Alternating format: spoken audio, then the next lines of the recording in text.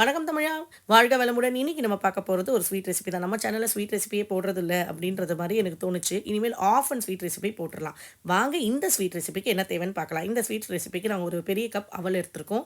அதுக்கப்புறமா பொடிச்ச முந்திரியை 1 மணி நேரம் தண்ணியில் ஊற வச்சுருக்கோம். சாரப்பருப்பு, பொடியாக கட் பண்ண ஆல்மண்ட் பாதாம்ங்க, பொடியாக கட் பண்ண முந்திரி, அதுக்கப்புறம் பொடிச்ச வெல்லம் 1 கப். எந்த கப்பில் நீங்கள் அவல் எடுக்கிறீங்களோ அதே கப்பில் வெல்லம் எடுத்துக்கோங்க. நாங்கள் இது கடையிலே வாங்கிட்டு வந்த பொடிச்ச வெல்லம். நாங்கள் வீட்டில் வந்து நசுக்கலை.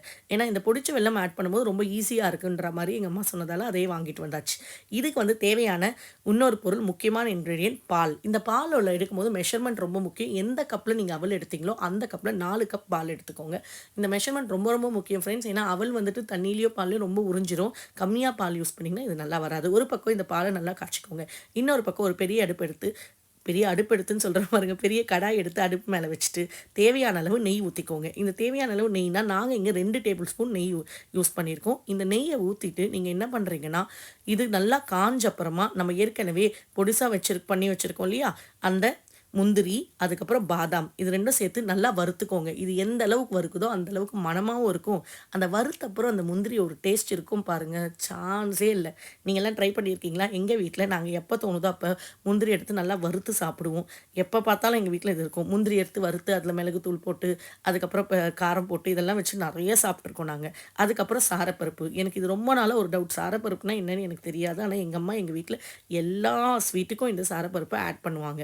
அது எதனாலன்னு எனக்கு தெரியாது. அது என்னென்னு எங்கள் அம்மாவையும் கேட்டிருக்கேன். எங்கள் அம்மாக்கே சாரப்பருப்புனா அது பேர் சாரப்பருப்பு, அவ்வளோதான். அதுக்கு டீட்டெயில் ரீசன்லாம் நீங்கள் கேட்கக்கூடாது அப்படின்வாங்க. அதையும் ஆட் பண்ணிட்டோம். அதுக்கு ஒரு தனி டேஸ்ட் இருக்கா என்னன்றது இது வரைக்கும் நான் பார்க்கல. பட் நான் இந்த ஸ்வீட்டில் கண்டுபிடிச்சி நான் கண்டிப்பாக சொல்கிறேன். உங்களுக்கு எதாவது சாரப்பருப்புனா என்னன்னு தெரியும்னா எனக்கு கமெண்ட்டில் மறக்காமல் சொல்லுங்கள், நானும் தெரிஞ்சுக்கிறேன். அதுக்கப்புறம் இதை நல்லா வறுத்துக்கோங்க. எப்படி வறுக்கிறாங்க பாருங்கள். நல்லா வறுத்த அப்புறமா நம்ம வந்துட்டு இங்கே நம்ம அவல் இருக்கு இல்லையா, அதையும் வந்துட்டு இதே நெய்யில், எக்ஸ்ட்ரா நெய்யெல்லாம் ஆட் பண்ண வேணாங்க அவளுக்கு. இதே நெய்யில் போட்டு அவளையும் நல்லா வறுத்துக்கோங்க. அவள் வந்து ரொம்ப நேரம் வறுக்கக்கூடாது. ஏன்னா அதுக்கப்புறம் ரொம்ப கிறிஸ்பி ஆகிட்டா பாயசம் நல்லா இருக்காது. ஐயோ, ரெசிபி பாயசம்னு சொல்லிட்டேன் போல இருக்கே. ஆமாங்க, இது அவல் பாயசம் தான். இதுக்கப்புறம் இந்த மாதிரி நல்லா வறுத்துட்டு இந்த அவளையும் எடுத்து வச்சுக்கோங்க. ரொம்ப கிறிஸ்பியாக வறுக்கக்கூடாதுங்க. ஒரு 2 நிமிஷத்தில் வறுத்து எடுத்து வச்சுக்கோங்க. அதுக்கப்புறம் நம்ம பால் இருக்கு இல்லையா, மெயின் இன்க்ரீடியன்ட், அது எந்த லெவலில் வெந்திருக்குன்னு வாங்க பார்க்கலாம். நல்லா பால் நல்லா காஞ்ச அப்புறமா நம்ம இந்த அவலை போடணும். சிம்மில் வச்சு தான் ஆட் பண்ணுறோம். ஃபுல்லை வச்சு ஆட் பண்ணாதீங்க, தீஞ்சு போயிடும். அவல் வேகிறதுக்கு ரொம்ப நேரம் ஆகும். நம்ம நார்மலாக ரவை வேகிற மாதிரிலாம் கிடையாதுங்க. கொஞ்சம் டைம் எடுக்கும். மினிமம் ஒரு 20 நிமிஷம் ஆகும். இப்போ நம்ம இன்னொரு இன்க்ரீடியன்ட் மறந்துட்டோம்ல, ஆட் பண்ணல. அது என்ன இன்க்ரீடியன்ட்னா பொடிச்ச வெல்லம். இந்த பொடிச்ச வெல்லத்தை வந்துட்டு நம்ம ஒன்றும் பண்ணலங்க, தண்ணியில் போட்டு நல்லா கரைச்சி இந்த மாதிரி அடுப்பு மேலே வச்சுருக்கோம். இந்த வெல்லம் வந்துட்டு எனக்கு 1 பதம் வேணும், 2 பதம் வேணும், ஸ்டிங் கன்சிஸ்டன்சி, ட்ரெட் கன்சிஸ்டன்சிலாம் தேவையில்லை. ஜஸ்ட்டு கரைச்சிக்க போகிற வெல்லத்தை தண்ணியில் ஊற்றி அதை வந்துட்டு அடுப்பு மேலே வச்சுட்டு நல்லா கரைக்கிறாங்க பாருங்கள். இதுக்கு எந்த கன்சிஸ்டன்சியும் அவசியம் இல்லை. இப்படி எடுத்திங்கன்னா நல்லா கரைஞ்சி இருக்கணும். இதுக்கு தான் பொடிச்ச வெல்லம் எடுத்தது. நம்ம நசுக்குன்னு வெல்லம் எடுத்தோன்னா ரொம்ப நேரம் ஆகுது கரையிறதுக்கு. இந்த பொடிச்ச வெல்லம் நல்லா தான் இருக்குது. இந்த பொடிச்ச வெல்லம் நாங்கள் டிமார்ட்டில் தான் வாங்கினோம். ஆர்கானிக் பொடிச்ச வெல்லம்னு போட்டிருக்கு. எனக்கு ரொம்ப நாளாக இன்னொரு டவுட்டும் இருக்குங்க. ஆர்கானிக் சொல்கிறாங்களே, இதெல்லாம் உண்மையாகவே ஆர்கானிக் தானா? அது தெரியல எனக்கு. பட் ஆனால் அங்கே போட்டிருந்தது ஆர்கானிக்னு போட்டிருக்குன்னு. சரி, ஆர்கானிக்னு பார்த்தோன்னே எங்கள் அம்மா இதை வாங்கியே ஆகணும் அப்படின்னு சொல்லிட்டு வாங்கிட்டாங்க. இங்கே பாருங்கள், இந்த மாதிரி கன்சிஸ்டன்சியில் வெல்லம் வரணும்.